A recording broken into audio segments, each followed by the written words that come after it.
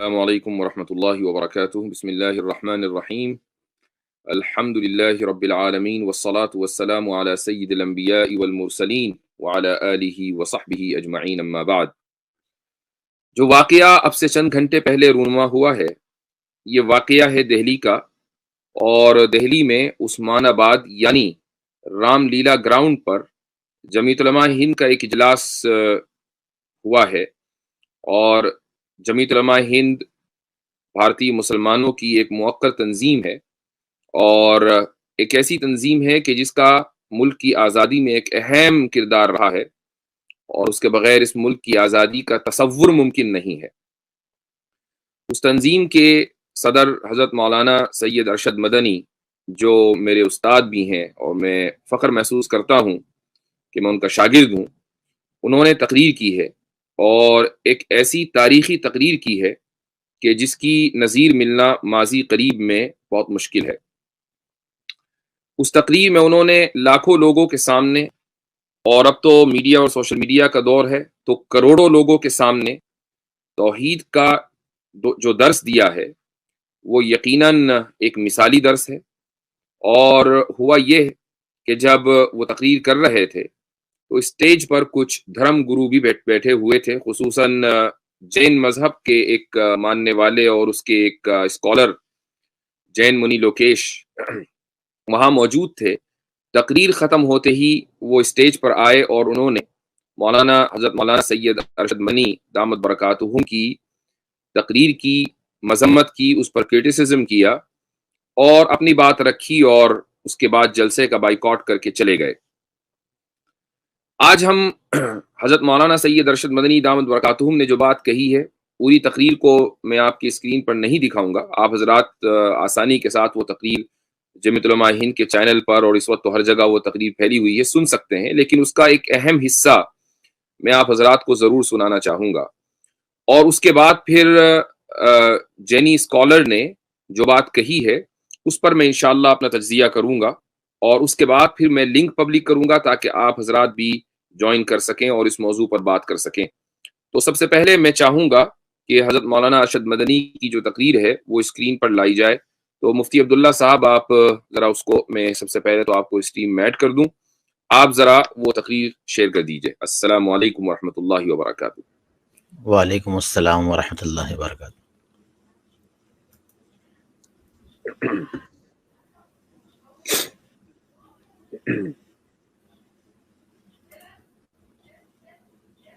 شروع کر دیجئے حضرت. بالکل بالکل.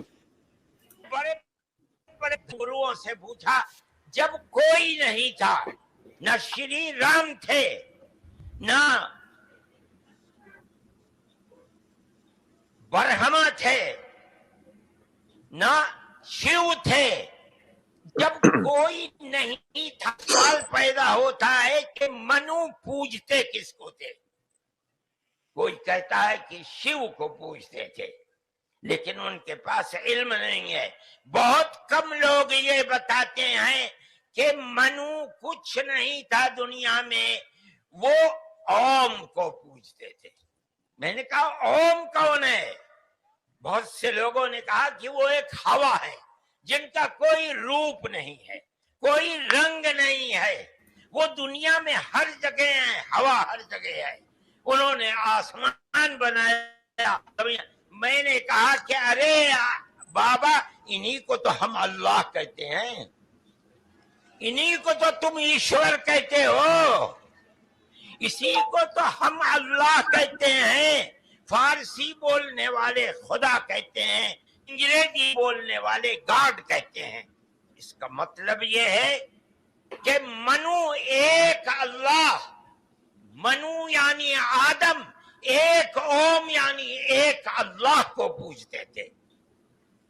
یہ ہمارے ملک کی بس یہاں تک. جی اچھا، اب اس کو ہٹا دیجئے ویڈیو کو سامنے سے، تو میں ذرا سا بات کر لیتا ہوں. جی ہاں، تو ہمارے آڈینس نے سنا حضرت مولانا سید ارشد مدنی کا بیان. اس میں دو باتیں ہیں. پہلی بات تو یہ ہے کہ انہوں نے یہ فرمایا کہ میں نے بہت سے لوگوں سے پوچھا کہ اوم کا جب منو تھے اور اس وقت کوئی نہیں تھا، تو اس وقت منو کس کی عبادت کرتے تھے؟ تو کچھ لوگوں نے ان کو بتایا کہ منو اوم کی عبادت کرتے تھے، اور اوم کیا ہے وہ ہر جگہ ہے، وہ ایک ایسی چیز ہے کہ جو نظر نہیں آتی، جو بھی اس کا انہوں نے اس کی صفات بیان کی، تو حضرت نے کہا کہ پھر اسی کو تو ہم اللہ کہتے ہیں۔ اور تو پہلی بات تو یہ ہے، اور دوسری بات یہ ہے کہ منو آدم تھے یا حضرت آدم علیہ الصلوۃ والسلام کے علاوہ کوئی دوسری شخصیت ہے، یہ دو باتیں ہیں۔ تو میرے پاس ایک کتاب ہے، اور اس کتاب کا نام ہے ستیات پرکاش، اور اس میں دیانت سرسوتی کا فوٹو بھی لگا ہوا ہے، تو یہ انہی کے یہاں سے چھپی ہوئی ہے، آتھینٹک کتاب ہے آریہ سماج کی۔ اس کتاب کے آج کچھ اقتباسات میں پیش کروں گا، اور ان اقتباسات کو پیش کرنے کا ہرگز یہ مطلب نہیں ہے کہ اس کتاب کے حرف بحرف کو ہم انڈورس کرتے ہیں، ایسا نہیں ہے۔ کتاب کے بہت سے اقتباسات سے ہمیں سخت اختلاف ہے، اور اس کی وجہ یہ ہے کہ وہ کچھ ایسی معلومات کے اوپر ڈیپینڈ کرتے ہیں کہ جو غالباً دیانت سرسوتی کو نہیں تھی، غالباً نہیں بلکہ بالتحقیق نہیں تھی۔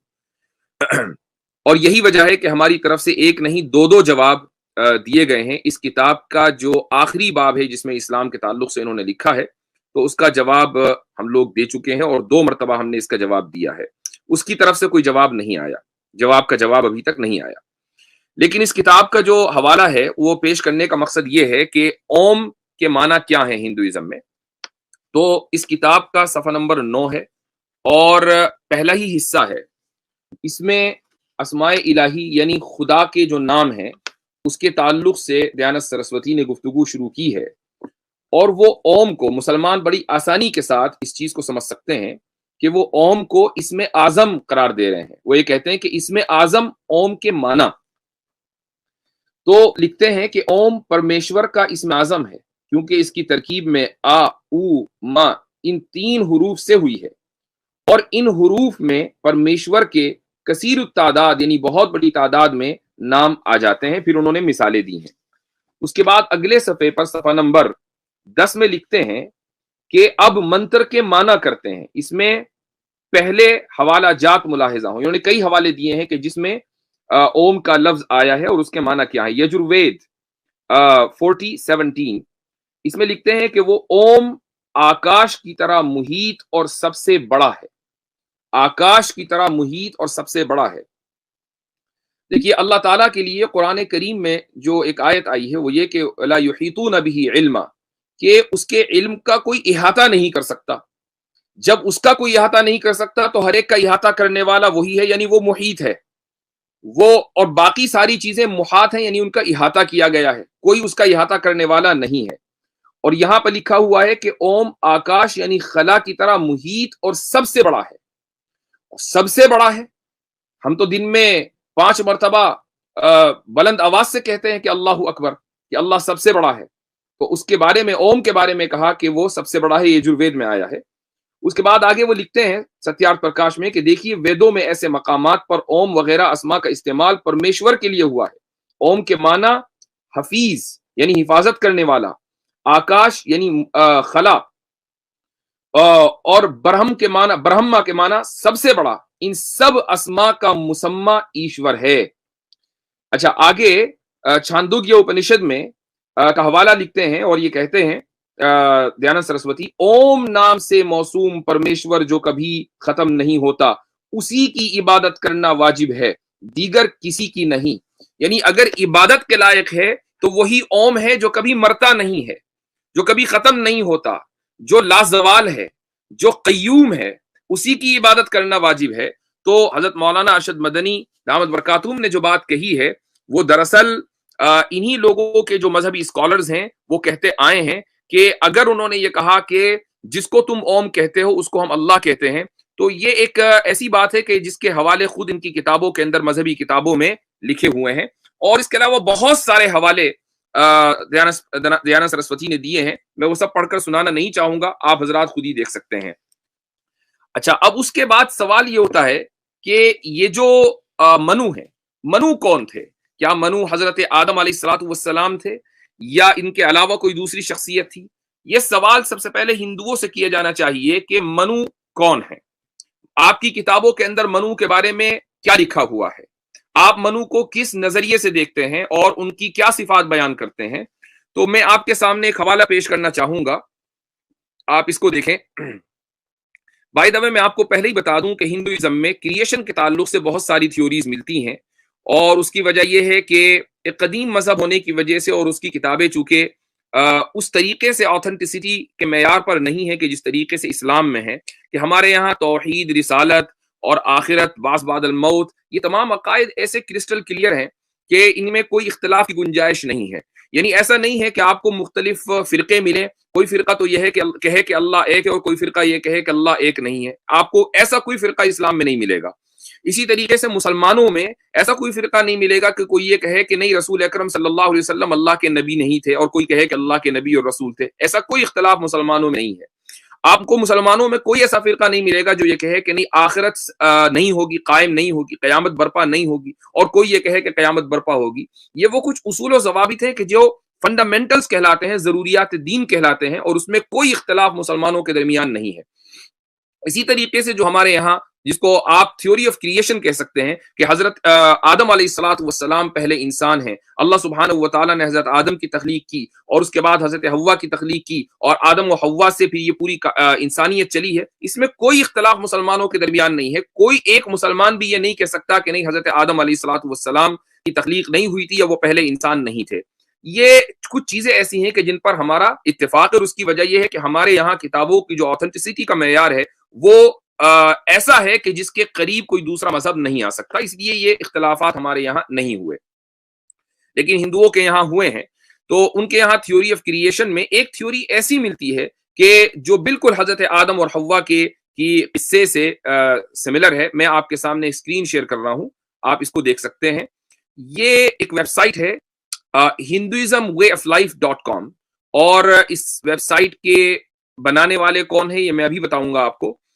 انہوں نے ایک حوالہ دیا ہے. سب سے پہلے یہاں سے شروع کرتے ہیں کہ in Hinduism multiple theories exist about creation. Hinduism میں کریشن کے تعلق سے بہت ساری تھیوریز پائی جاتی ہیں.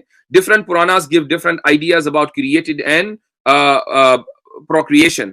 کہ جو الگ الگ پراناز ہیں وہ کریشن اور یعنی تخلیق اور تخلیق کے بعد جو مخلوق وجود میں آئی ہے اس کے تعلق سے نظریات پیش کرتے ہیں. لیکن آگے لکھتے ہیں if you are looking for someone for some equivalent to Adam and Eve then Brahma Purana gives it. اگر آپ آدم اور حوا کے قصے سے ملتا جلتا کوئی قصہ ڈھونڈ رہے ہیں تو پھر برہما پرانا میں یہ قصہ ملتا ہے. کیا ملتا ہے؟ Lord Brahma gave birth to a man and a woman from his own body. Lord Brahma نے اپنے ہی جسم سے ایک مرد اور عورت کو پیدا کیا. The man was named Swayambhuva Manu and the woman was named Shatrupa. تو مرد کا نام سویمبھوا منو رکھا گیا اور عورت کو شتروپا کہا گیا. Humans are, یہ بہت امپورٹنٹ ہے، لکھتے ہیں کہ humans are descendant from Manu. جتنے انسان ہیں وہ سارے منو کی اولاد ہیں. The word Manava to represent man came from Manu. یعنی جو لفظ مانو ہے اور اسی سے مین بنا ہے یہ دراصل منو سے آیا ہے. انگریزی کا مین بھی منو سے آیا ہے. For this matter, linguistics may claim the word man in English indeed came from Manu. Linguistics یہ دعویٰ کر سکتے ہیں کہ انگریزی کا جو ورڈ ہے منو، یہ مین، یہ منو سے آیا ہے. تو اس کے بعد the statements آگے لکھا ہے کہ the statements that Manu and Shatrupa were the first created human species appear in several other Puranas too. صرف اسی ایک پرانا میں جس کو آپ برہما پرانا کہتے ہیں یہ بات صرف یہی نہیں ملتی، اس کے علاوہ بہت سے پرانا میں یہ بات ملتی ہے کہ منو اور شتروپا پہلے انسان تھے اور تمام انسانیت انہی کی اولاد ہے. تو یہ بات خود ان کے اپنشد اور پرانز میں لکھی ہوئی ہے، اور اس ویب سائٹ کے جو ایڈمنسٹریٹر اور اس کے جو مضمون نگار ہیں ان کے تعلق سے تھوڑا تعارف پڑھ لیجئے. یہ لکھا ہوا ہے this website has been conceived and being developed by C.V. Rajan. He is a retired engineer and an ex-design consultant now living with his wife in ashram at Amrita Puri. Amrita Puri میں آشرم میں یہ اپنی family کے ساتھ مقیم ہے کیرلا میں. Spending his retired life in quest of spirituality under the holy feet of Amma Satguru Mata Amrita Nandame. تو ستگرو ماتا امرتا نندمے کے قدموں تلے یہ روحانیت اور حق کی تلاش میں آشرم میں مقیم ہیں. تو یہ ان کی ویب سائٹ ہے اور انہوں نے حوالوں کے ساتھ یہاں گفتگو کی ہے. تو یہ آپ کے سامنے بات آ گئی کہ منو کون ہے. تو اب اگر حضرت آدم علیہ الصلوۃ والسلام کو کوئی یہ کہہ رہا ہے کہ نہیں وہ منو نہیں ہے، تو پھر یہ اس کی ذمہ داری ہے کہ وہ یہ بتائے کہ پھر منو کون ہے. اور اگر منو کی وہ وہی صفات بیان کر رہا ہے کہ جو مسلمانوں کے یہاں حضرت آدم علیہ الصلوۃ والسلام کی صفات ہیں، تو پھر اس بات کو تسلیم کرنے میں کیا حرج ہے کہ جس کو ہم حضرت آدم علیہ الصلوۃ والسلام کہہ رہے ہیں اس کو آپ منو کہتے ہیں، اور جس کو آپ منو کہہ رہے ہیں اس کو ہم حضرت آدم علیہ الصلوۃ والسلام کہہ رہے ہیں. تو اس بات کو تسلیم کرنے میں کیا حرج ہے کہ اگر تمام انسانیت منو کی اولاد ہے تو تمام انسانیت آدم علیہ الصلوۃ والسلام کی بھی اولاد ہے، چونکہ آدم علیہ الصلوۃ والسلام اور منو میں کوئی فرق نہیں ہے خود آپ کے اپنے اسکرپچرز کے مطابق. تو یہ بات حضرت مولانا کی جو تقریر تھی اس کے 2 پوائنٹس اہم تھے کہ اوم کے معنی کیا ہیں اور منو کون تھے. یہ دونوں حوالوں کے ساتھ میں نے آپ کے سامنے رکھ دیے ہیں.